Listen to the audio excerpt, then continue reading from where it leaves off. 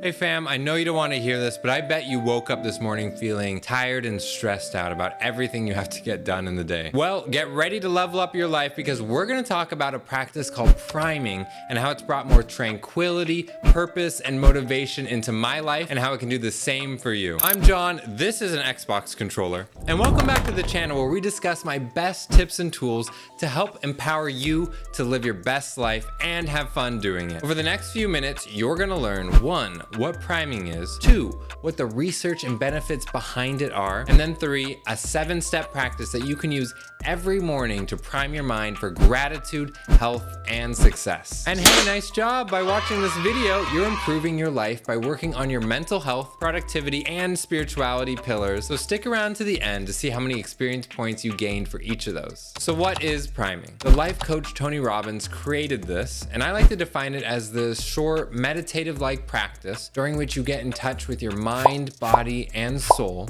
that helps keep you focused on what truly matters in your life. There are a few parts to it, but you essentially start by breathing mindfully, then you focus on gratitude, your health, and your 3 biggest goals. Ultimately, this primes you for success in the day ahead. Okay, sounds great, right? But what does the science say about priming? Spoiler alert, it has a real impact. In psychology, priming is a phenomenon in which a person is exposed to a first stimulus and then to a second related stimulus. Numerous studies find that the first stimulus affects the person's response to the second, aka it primes their second response. Here's an example. If someone is shown the word Mario, they'll be faster to recognize the word Princess Peach than if they were shown a completely unrelated word like peanut butter. This has been studied for years, and some think that priming may have first evolved to help us make decisions faster by associating danger with certain events. But priming doesn't always help. In a 2008 Yale study, participants were asked to hold a cup of coffee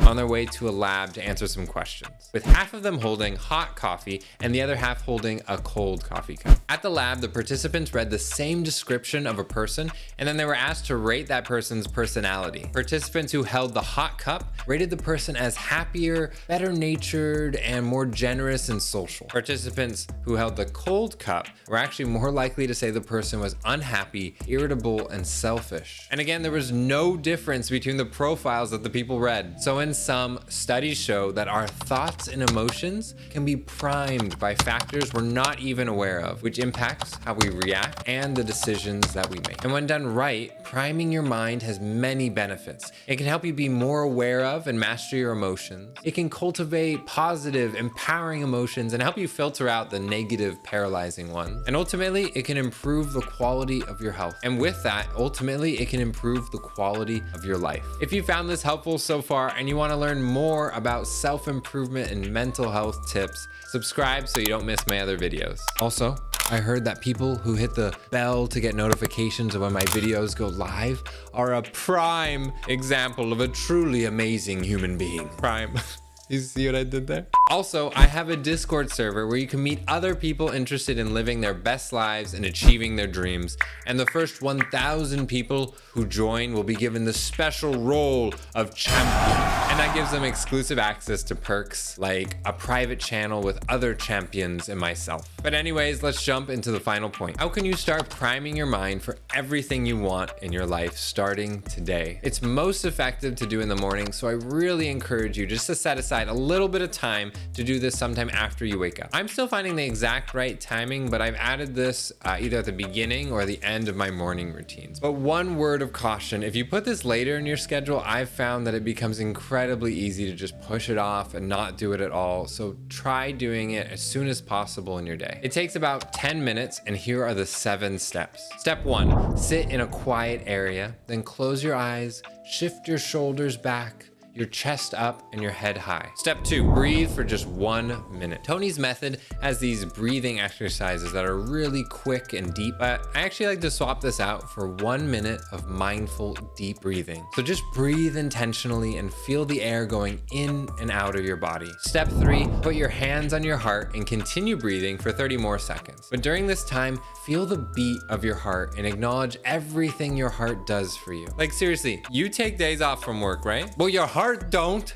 It's beating every second of every day, even when you're completely asleep. Come on, that's incredible. Step 4, practice gratitude for 3 minutes by thinking of 3 things that you're really grateful for right now. Make your first one really simple, like when a stranger did a small kind act, like holding a door open for you. And then picture it as vividly as possible, as if you were stepping back into that moment. After 1 minute, go to the next one. And what's really cool is that these can be from the past, the present, or the future. What? The future? You heard me right. So here's a tip. Make your third one from a moment in the future, like the warm feelings you're gonna get the next time you see your friends or family, or the sensation of accomplishment once you achieve that next goal you're thinking of. Step 5, for the next minute and a half, you're gonna engage in a bit of a spiritual health-focused activity. Start by imagining a beam of light coming from above you, entering your body and filling it with light. The light could be gold, white, or ice blue, totally up to you. And as it flows through you, imagine it healing every part of you. Any physical wounds that you have, any trauma that you've faced, and any other issues of your body or mind. And visualize your problems literally just being washed away. Step 6, for the next minute and a half,